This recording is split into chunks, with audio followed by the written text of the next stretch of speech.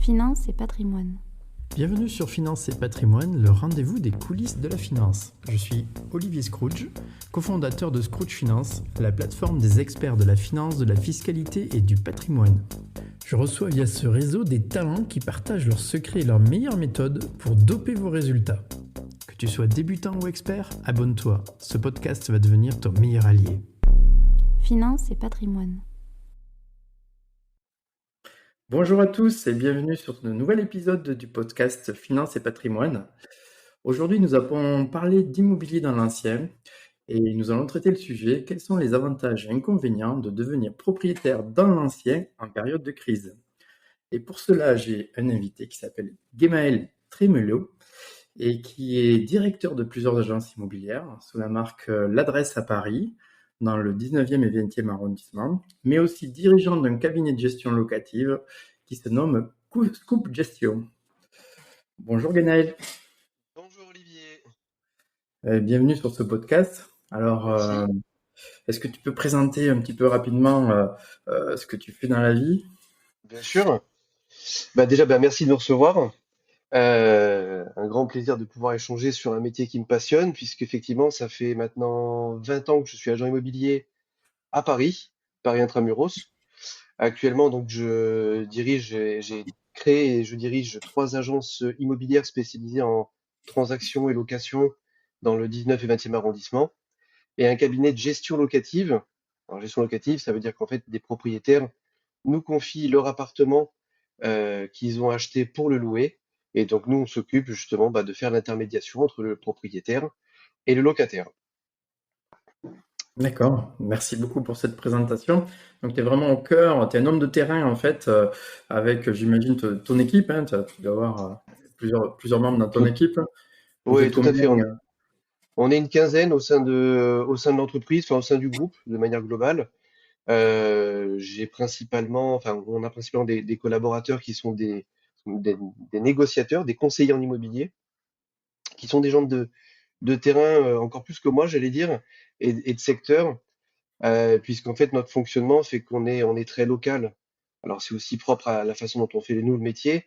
On est très implanté dans un quartier, on connaît un peu tout le monde et, euh, et donc évidemment on se fait confier les projets immobiliers. Donc principalement des collaborateurs. Chaque agence est dirigée par un directeur d'agence qui est quelqu'un de confirmé, qui a au moins 5 ans d'ancienneté dans le métier.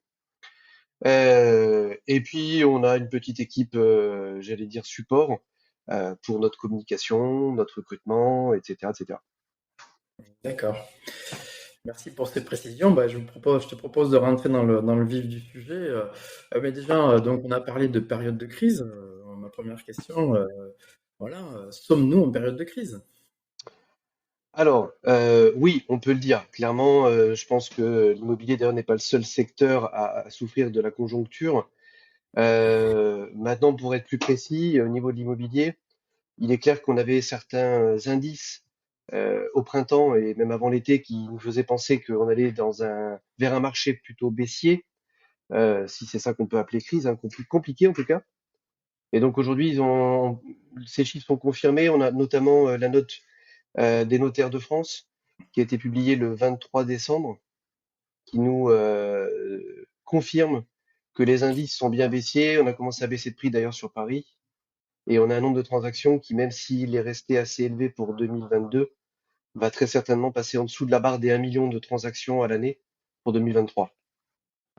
Et puis, D'accord. et puis quand on parle de crise hein, dans l'immobilier, c'est notamment la capacité qu'ont les acquéreurs à financer leurs projets.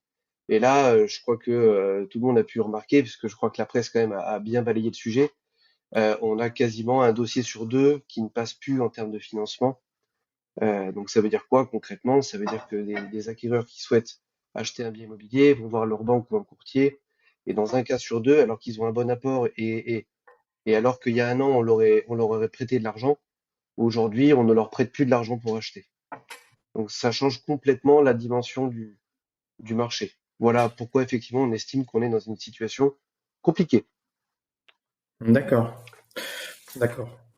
Compliqué, oui, c'est le terme. Si un ménage Ouais, sur deux ne peut pas mener à bien son projet, immobilier, effectivement, on peut qualifier la situation de compliquée. Euh, une autre question qui en part dans un autre sens, toujours sur le sujet de l'investissement dans l'ancien. Lorsque je suis un épargnant et que je décide d'investir dans l'ancien, quel sens je donne à mon épargne? Quel sens je vais donner? Bah, je dirais que la première chose, et c'est ce qui fait d'ailleurs que j'aime mon métier, c'est que le logement, c'est un besoin essentiel. Clairement, on a besoin de quoi?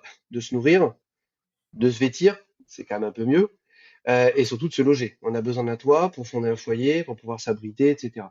Donc c'est un besoin qu'a l'humain depuis maintenant des millions d'années, et donc c'est un besoin essentiel. Donc déjà, quand on achète sa résidence principale, bah, on sécurise déjà son propre foyer et ça permet de développer sa famille. Ensuite, quand on est un investisseur, si on parle d'épargne, eh bien, on investit dans une économie du besoin. On permet à des gens de se loger. Et donc voilà, c'est le sens essentiel de l'investissement dans l'immobilier à l'échelle humaine. Puis il y a un autre aspect aussi qui est important, c'est le fait de sécuriser son épargne. L'immobilier, d'ailleurs, le mot veut dire long là-dessus, c'est immobilier. Donc effectivement, c'est de l'investissement dans de la pierre. Et la pierre, on le sait, est un investissement qui est sûr, en général rentable, mais qui en même temps permet de sécuriser sur la durée. Et dans des périodes comme on vit en ce moment, il est vrai que sécuriser son épargne, c'est une question qui peut paraître assez complexe. Et donc l'immobilier est une réponse très adaptée. Donc ça, c'est D'accord, le deuxième sens. d'accord, merci. Merci Gunaël pour ces précisions. Alors maintenant qu'on revient encore plus dans le sujet en précisant quels sont les avantages et les risques d'acheter sa résidence principale dans l'ancienne. On va focaliser d'abord sur la résidence principale et puis peut-être on parlera ensuite dans un deuxième temps de acheter dans l'ancien pour louer.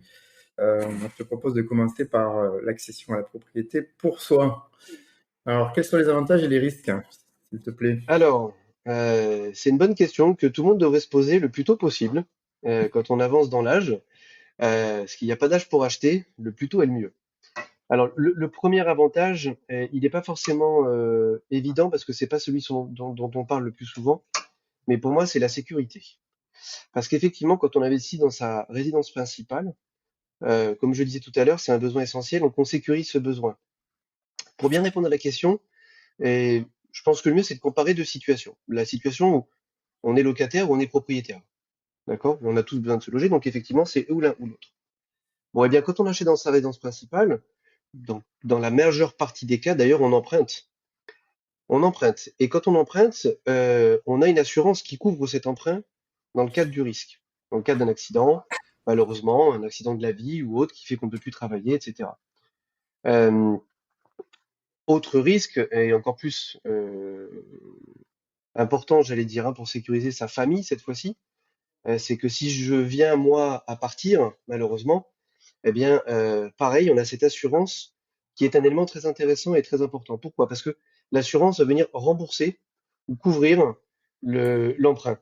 Et donc, dans ces cas-là, je me retrouve avec un bien qui est acheté, qui est sécurisé. Donc, j'ai sécurisé mon toit et l'assurance qui vient rembourser le prêt me permet justement d'avoir ce toit et ça me coûte rien. Comparé, En cas de décès, donc en cas d'accident de la vie finalement important, voilà, il y a cette assurance-là qui va constituer un petit patrimoine pour ceux qui restent, hélas. Et ça fait exactement, un avantage patrimonial de succession, effectivement. Ouais. tout à fait, parce que dans l'autre cas, bah, on est obligé d'être locataire. Et donc, si on est locataire, bah, le propriétaire peut très bien reprendre son appartement.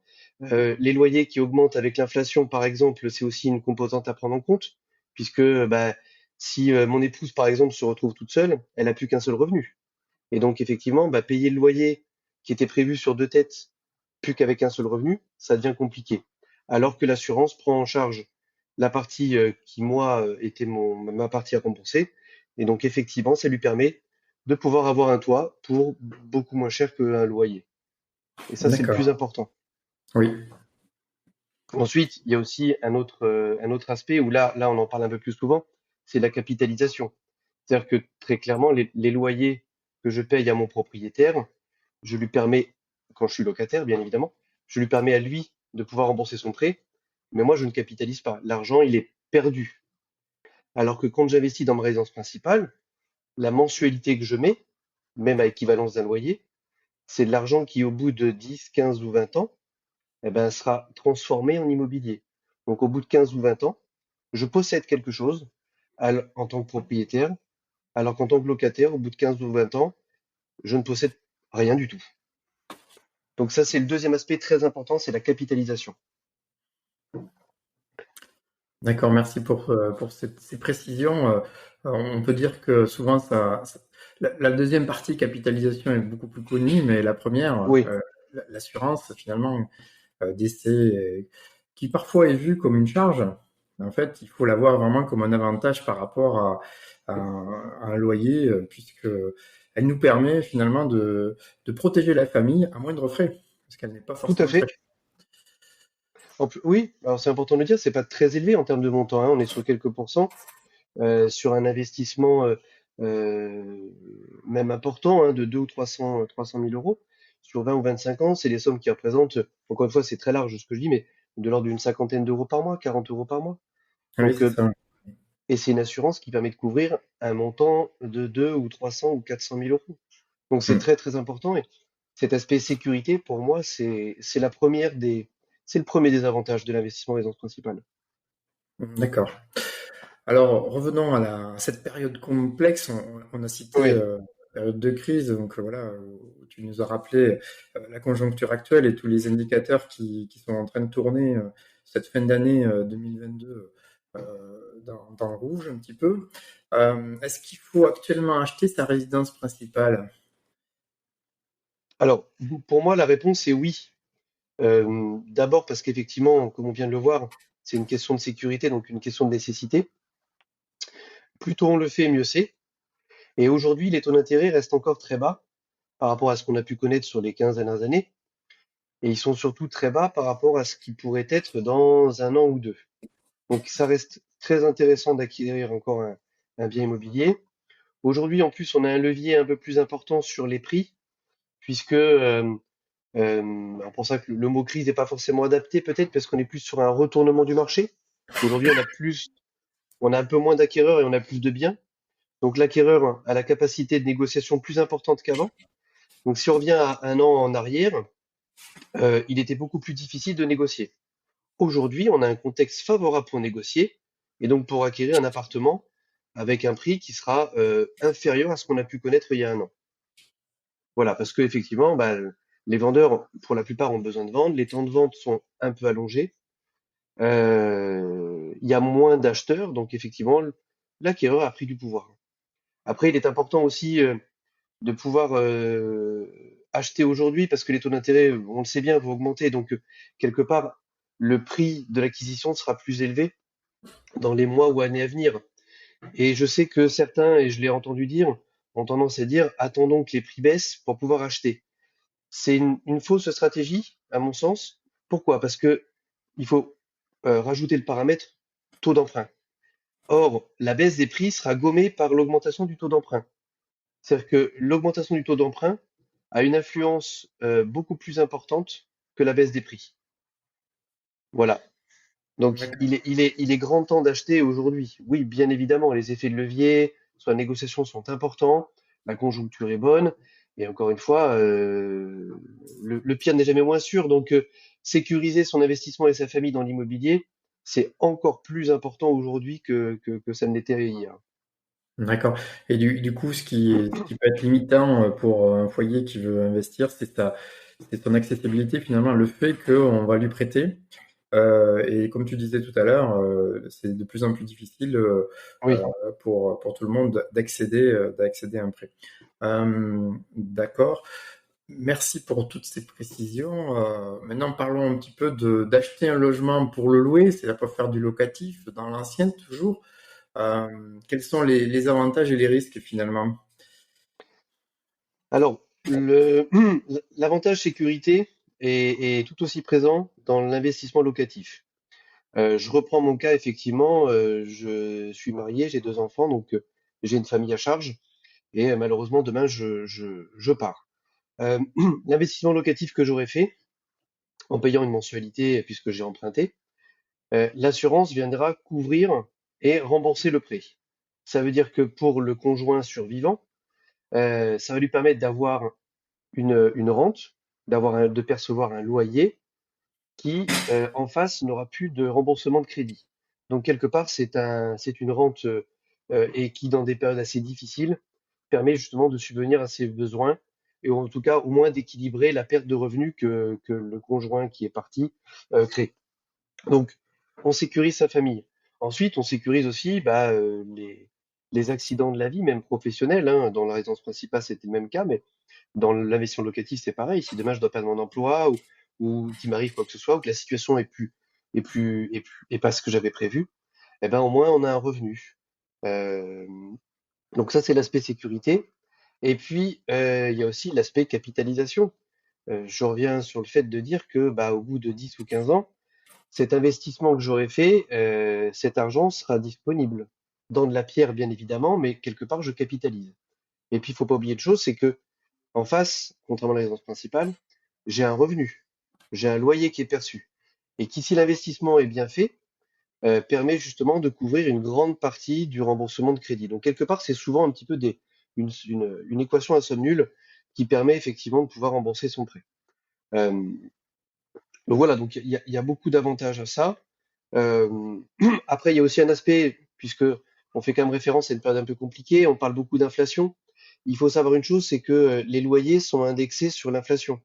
C'est-à-dire que si vous avez, alors, et malheureusement beaucoup de gens ne le savent pas, mais c'est pour ça que des fois faire appel à un professionnel de la gestion est intéressant, puisque lui va revaloriser tous les ans votre loyer en fonction de l'inflation. Alors, c'est pas tout à fait l'inflation, il y a un indice qu'on appelle l'IRL, l'indice des revenus locatifs, pardon, qui permet justement, et donc qui est publié tous les trimestres, et qui permet de revaloriser le loyer en fonction de ça. Donc quelque part, l'investissement et la rentabilité suit l'inflation, ce qui en ces périodes aujourd'hui n'est pas négligeable. Ouais, c'est intéressant. Et si on parle des risques, donc quels sont les risques finalement d'acheter plutôt dans l'ancien? Est-ce que quelles sont Alors, les grandes familles qu'on peut citer? le risque principal, c'est la perte de loyer. C'est-à-dire que, bah, évidemment, on a un locataire et le locataire peut ne pas payer. C'est le risque principal dans l'investissement locatif. D'accord. Heureusement, il existe des couvertures de ce risque. Il y a notamment les assurances loyers impayés, qui permettent de couvrir, dans une certaine mesure, la perte de loyer. Ça, c'est important. Cette assurance, elle n'est pas obligatoire, elle est facultative, mais je sais que nous, au sein de Scoop Gestion, on la recommande parce que c'est vrai que bah, dans certains cas, le loyer est important, le remboursement de crédit est important et c'est un risque qui est à couvrir. On a ça. Et puis il y a le fait de faire appel à des professionnels de la gestion qui permet justement de sécuriser son investissement. Au sein de nous de Scoop Gestion, on est très sensible à ça et c'est d'ailleurs la raison pour laquelle on a un fonctionnement peut-être un petit peu différent. Alors on n'est pas les seuls à le faire, hein, mais contrairement aux idées reçues, on n'étudie pas que le dossier financier des locataires, on rencontre l'ensemble de nos locataires et ça permet de comprendre qui sont les personnes qu'on a en face. Pourquoi je dis ça? Parce que on a l'impression des fois que le dossier financier, c'est le Graal. À partir du moment où j'ai un locataire qui gagne très bien sa vie et qui a de l'épargne ou autre, eh ben ça y est, je suis tranquille. Eh ben en fait, on s'est rendu compte que non. Certaines personnes ont des très bons revenus, très confortables, mais n'ont pas forcément le meilleur comportement, si je peux parler de ça. Et on a au contraire des locataires qui n'ont pas forcément, j'allais dire, le dossier top number one, qui même d'ailleurs pourraient ne pas passer. Quand je dis pas passer, c'est qu'ils ne respectent pas les normes. Mais par contre, ce sont des gens sérieux, ce sont des gens bien, et qui feront tout pour payer leur loyer. Eh ben ça, justement, on l'intègre dans notre façon de voir. Et donc, dans notre façon d'étudier les potentiels locataires. Eh ben ça, c'est une façon de sécuriser son investissement. Le risque zéro n'existe pas, mais dans l'investissement locatif, on a quand même des bons axes pour pouvoir couvrir le risque. Après, des risques, il en existe d'autres euh, qui restent, qui restent quand même assez minimes. Mais bon, bah, les accidents enfin, dans la copropriété, il peut y avoir un problème. euh, d'ordre structurel du bâtiment, parce que on est dans l'ancien, encore une fois, hein, on n'est pas dans le neuf. Le neuf, on a l'avantage d'avoir des garanties décennales. Dans l'ancien, il peut y avoir des travaux. Et donc, ça peut être des travaux importants à faire pour l'entretien du bâtiment. Voilà. Car il Donc peut là, y avoir effectivement, des c'est surprises dans le temps, en fait, hein. tout à fait, tout à fait. Et ça, c'est à prévoir. D'accord. Donc là, il faut conseiller quoi à l'épargnant? C'est-à-dire il provisionne chaque mois ou il provisionne quand il achète peut-être une partie pour couvrir ses risques potentiels, ses risques de travaux de copropriété. C'est ça qui est le conseil Oui, qu'il faut donner? tout à D'accord. fait. Enfin, alors, la provision, elle peut déjà être intégrée sur la capacité de remboursement. Je sais D'accord. que nous, on conseille à nos investisseurs, en tout cas pour ceux qui sont novices, de pas aller au taquet de leur capacité d'emprunt. Parce que si demain j'ai un peu de travaux à financer, il vaut mieux avoir une réserve. Toujours, toujours. D'accord. Il faut investir de manière prudentielle. D'accord. Qu'est-ce que vous conseillez comme, je sais pas, pourcentage de la valeur de l'achat? Je sais pas, par exemple, provisionner 5% en plus, 10% d'avoir cette capacité en cas de coup dur disponible? Quel est le conseil? Oui, en général, on est plutôt sur un matelas et une capacité de l'ordre de 10, même pas 10%, même 5%. Après, tout 5% net? dépend. Oui, après, c'est vrai que c'est la géométrie variable. Si on achète une maison, par exemple, pour investir, l'enveloppe devra être plus importante parce que les Oui, coûts sont plus importants au regard du montant du bien. Dans une oui, copropriété, les travaux sont dilués entre tous les copropriétaires.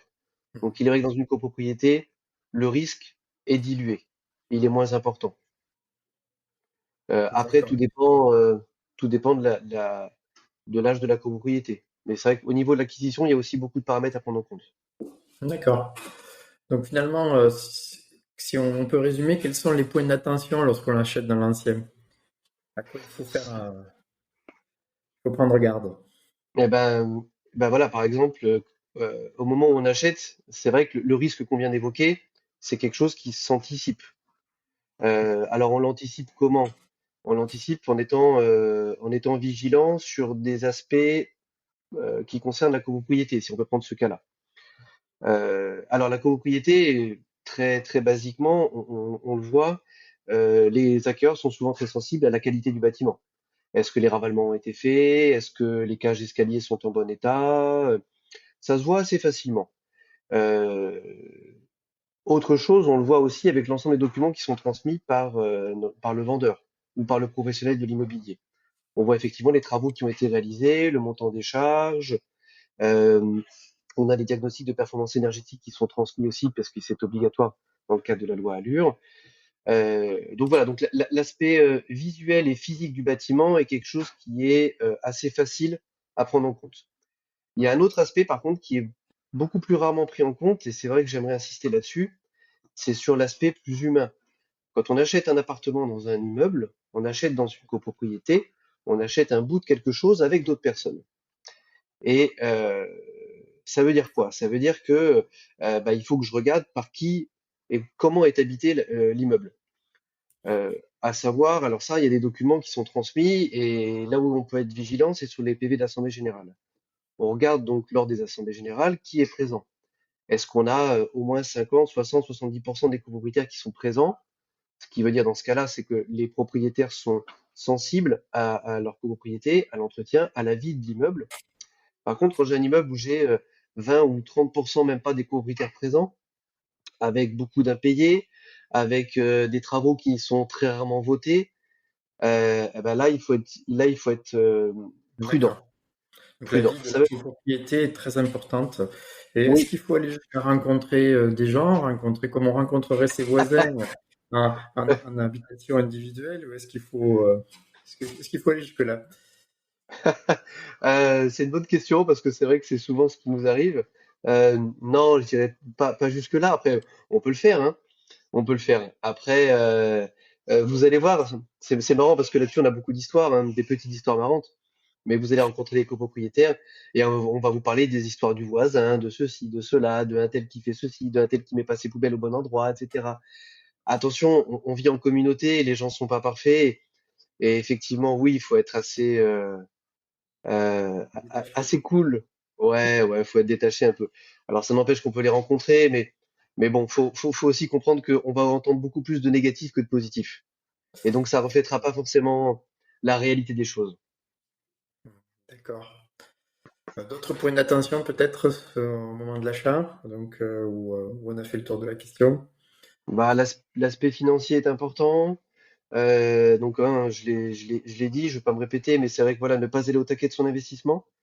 La copropriété, c'est quelque chose qui est intéressant et important il faut être sensible là-dessus. Et il y a un autre point, c'est l'emplacement. D'accord. J'ai vu beaucoup de gens investir. Alors, ça a été le cas beaucoup à une période dans le neuf où les gens achetaient un produit financier dans des endroits qui étaient perdus, où il y avait pas de demande locative. Et donc, il faut être très vigilant sur l'emplacement. L'emplacement, pourquoi? Parce qu'en fait, ça va prédisposer la rentabilité, ça va prédisposer euh, à la qualité de l'investissement lui-même. Je m'explique. On a tendance à dire que le meilleur emplacement est le meilleur investissement. C'est pas forcément vrai. En fait, tout dépend de l'objectif d'investissement. Je prends un cas que je connais très bien, puisque moi je suis agent immobilier dans Paris Intramuros. Acheter à Paris Intramuros, c'est pas rentable. Alors ça peut paraître surprenant ce que je dis, mais on achète à Paris pour transmettre, pour sécuriser, parce que c'est un investissement sûr. On achète une œuvre d'art quelque part, hein, Paris sera toujours Paris. Néanmoins, c'est beaucoup moins rentable. Si on cherche de la rentabilité, si on cherche justement à avoir des taux de rentabilité et un retour sur investissement, il vaut mieux acheter en banlieue, par exemple. Donc, l'aspect emplacement ne veut pas dire le meilleur emplacement. Ça veut dire un emplacement adapté à son investissement. D'accord. Voilà. Donc, effectivement, le point de vigilance, c'est ça. D'accord. Merci, merci. C'est très, très, très intéressant. Euh, une dernière question sur ce sujet-là. Ça y est, je suis décidé, je suis un épargnant décidé à investir mon Très épargne bien. dans l'ancien. Voilà. Alors, par qui dois-je me faire accompagner pour bien réussir mon achat? Quels sont les professionnels du secteur voilà, ou non Alors professionnels? ça, alors ça, c'est une super question. Et je vais donner une réponse. Ma première réponse, c'est pas forcément celle qu'on pourrait attendre d'un agent immobilier. J'ai envie de dire que le meilleur accompagnement, c'est peut-être son environnement proche, amical ou familial. On a tous dans notre environnement des personnes, parents, amis, oncles, cousins, qui sont déjà passés par là. Donc là, c'est vrai que ma réponse est plutôt tournée vers ceux qui n'ont pas d'expérience, qui achètent leur premier appartement ou leur première maison. Elle va déjà se tourner vers quelqu'un qui a déjà fait ça. Parce que le retour d'expérience, il n'y a rien de mieux. Alors, ça ne veut pas forcément dire qu'on va se faire accompagner par toute la famille à chaque visite. Néanmoins, je l'ai déjà vu, hein, des visites ou revisites où il y avait 15 personnes dans l'appartement, il y avait la tante Lucie, il y avait l'oncle de ceci. Bon, c'est marrant, hein, mais ça apporte pas grand-chose. Non, il faut avoir dans son environnement une personne à qui on peut déjà avoir la capacité de poser des conseils, pardon, de poser des questions et de récupérer des conseils de l'expérience. Après, on peut avoir aussi un agent immobilier dans son environnement. Bref. Euh, Au-delà de l'environnement personnel et voire même professionnel, euh, le premier acteur reste quand même l'agent immobilier. Alors, il y a deux types d'agents immobiliers, hein. On a les agents immobiliers dits traditionnels, donc qui ont pignon sur rue, qui ont des agences immobilières, qui sont des acteurs de terrain, de secteur, qui connaissent parfaitement le quartier, qui connaissent les bâtiments, qui ont des fois d'ailleurs souvent vendu plusieurs appartements dans le même immeuble. Et j'en reviens à ce que je disais tout à l'heure par rapport à mon point de vigilance sur la copropriété. L'agent immobilier est tenu par des lois, par des règles de déontologie, et donc il va fournir des documents sur lesquels on va pouvoir appuyer son étude et des conseils. Et surtout, son devoir, et ce qu'on fait nous en tout cas, c'est de nous adapter à la personne qu'on a en face. Si on a quelqu'un qui effectivement ne comprend rien à l'immobilier, notre devoir est de vulgariser les termes techniques qu'on peut y trouver. Voilà, et puis tous les conseils là de tout ce dont on discute depuis tout à l'heure, c'est des choses qu'on se doit de donner à nos acquéreurs. Donc voilà, l'agent immobilier traditionnel va pouvoir fournir un tas d'informations très très intéressantes à l'acquéreur. Il y a un autre métier aussi qui est pas le mien, mais qui fait partie des métiers d'immobilier, c'est le chasseur d'appartements. D'accord? C'est quelqu'un qui qui accompagne un acquéreur, donc qui a une relation peut-être encore plus étroite avec l'acquéreur. Nous, on est plutôt tourné vers l'accompagnement du projet du vendeur. Les chasseurs d'appartements sont tournés vers le projet de l'acquéreur, vont l'accompagner. L'avantage qu'il y a pour quelqu'un qui n'a pas d'expérience, ou pas de temps, d'ailleurs, c'est souvent le cas, c'est que le chasseur d'appartement connaît les professionnels de l'immobilier. Il connaît tout ce que je viens de vous dire, il est déjà au fait de tout ça. Il sait lire un PV d'assemblée générale, il sait lire un diagnostic technique, puisque le diagnostic technique, on en entend beaucoup parler avec le diagnostic de performance énergétique, ça reste un document qui est complexe à lire. Donc les professionnels doivent apporter une information claire et compréhensible à l'acquéreur. Donc ce chasseur d'appartement va d'ailleurs pouvoir faire des visites avant, rencontrer les professionnels, et voilà, il apporte une lisibilité et une vulgarisation et un accompagnement de l'acquéreur. Après, on a aussi, on a les professionnels du bâtiment. Avoir un entrepreneur dans son environnement proche est un atout. On peut faire appel à un professionnel dans le cadre de travaux. Et lui, il a effectivement un œil expert sur les différentes installations, sur la qualité du bâtiment. Donc c'est vrai que ça c'est un atout parce que euh, même si, alors, même si les professionnels de l'immobilier sont théoriquement censés pouvoir avoir des compétences en bâtiment, c'est pas toujours le cas. Et c'est pour ça que un professionnel du bâtiment, c'est quand même assez utile. Malheureusement, c'est une profession qui est peu disponible et c'est assez compliqué d'en avoir un sous la main qui va bien vouloir venir faire un rendez-vous pour rien, parce que pour lui, c'est pour pas grand-chose. Il les met dans le concret, donc c'est difficile. Mais c'est vrai que c'est un atout quand même. Qui c'est qu'on a? On a aussi le courtier. Euh, je reviens sur l'élément essentiel. Faut même commencer par lui, hein, j'allais dire peut-être. Alors, complètement, tu as tout à fait raison. Je pense qu'en effet, c'est peut-être la première personne vers qui il faut se tourner. Parce que ce que tu dis est très juste. Un projet bien monté, c'est un projet qui d'abord va commencer par l'enveloppe financière. La première question qu'on doit se poser, c'est quelle capacité financière j'ai? Quelle enveloppe? Quel montant je peux avoir? Après, on peut commencer à chercher un appartement ou une maison. Mais d'abord, c'est ça. Donc, le courtier, il est là pour apporter des réponses à toutes ces questions financières. Alors, une idée reçue que j'entends de temps en temps, c'est dire que si je passe par un courtier, je chinte ma banque. Non, le courtier apporte un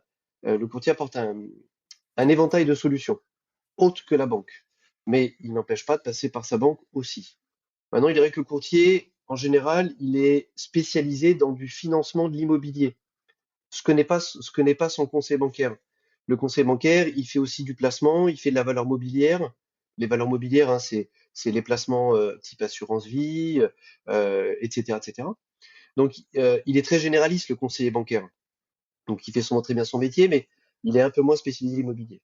Alors que le courtier, lui, est spécialisé dans les montages liés à l'immobilier. Donc, il va pouvoir avoir une vision d'un spécialiste. D'accord, merci, merci, oui. Non, j'ai pensé qu'il devait venir en premier parce que tu as cité tout à l'heure le fait que c'est compliqué en cette période voilà, de complexe, pour pas dire de Oui, crise, d'obtenir un financement, que la moitié des dossiers présentés n'étaient pas retenus, hélas. Donc, oui, peut-être aujourd'hui, justement, pour avancer sur ce sujet-là, il faut commencer par là, et ensuite commencer les autres démarches, c'est-à-dire la recherche du bien avec les professionnels dont tu as parlé. Très bien, oui. merci beaucoup pour cet éclairage. Je crois on a dressé là un, une belle photo de ce qui est dans l'ancien. Est-ce que tu as des choses à rajouter pour nos auditeurs? Peut-être un sujet qui se pose en ce moment. Est-ce que c'est le bon moment pour acheter? Oui, c'est une question très pertinente. Tu l'as quand même un petit peu évoqué dans certaines questions. Enfin, en tout cas, on l'a compris. Ouais. Restez bien. Moi, c'est ce que j'ai compris de ta présentation. Mais si tu veux rajouter des choses, ne te gêne pas, vas-y. Bah, il est vrai que voilà, aujourd'hui, c'est la période est compliquée parce qu'on se pose beaucoup de questions. Mais les vendeurs aussi se posent beaucoup de questions aussi, hein. Et aujourd'hui, tous les signaux restent au vert pour acheter et vendre. Il y a une certaine stabilité, les taux d'intérêt restent bas. Donc on est dans une période qui est favorable, même si elle peut paraître un peu floue, un peu nébuleuse. D'accord. Oui, et puis l'immobilier étant une valeur, comme tu l'as présenté plusieurs fois, de sécurité, finalement, ça reste très, très pertinent aujourd'hui. Oui, Très bien, écoute, Guénel, je te remercie beaucoup pour toutes ces explications très claires. c'était un Et plaisir. voilà, si on a d'autres questions plus précises, on peut te retrouver sur LinkedIn. Je mettrai les Oui, références en commentaire du podcast et puis également sur ton site internet, donc sur scoopgestion.com. oui, Donc on peut contacter toute ton équipe si besoin. Je te remercie super. beaucoup Merci. et à très À très bientôt. Au bientôt. revoir. À bientôt. Au revoir. Finance et patrimoine. Si vous avez écouté jusqu'ici, c'est que vous avez aimé cet épisode. Alors partagez-le ou laissez-lui 5 étoiles sur Apple Podcast. Ce podcast est rendu possible par Scrooge Finance, la plateforme des experts en solutions financières, fiscales et patrimoniales pour vos projets de vie personnels et professionnels. Que ce soit pour lancer un projet, préparer sa retraite, investir pour l'avenir ou bien simplement faire un bilan pour explorer les possibles, rendez-vous sur www.scrooge.finance. A très bientôt pour un nouveau podcast Finance et patrimoine, les secrets backstage. Finance et patrimoine.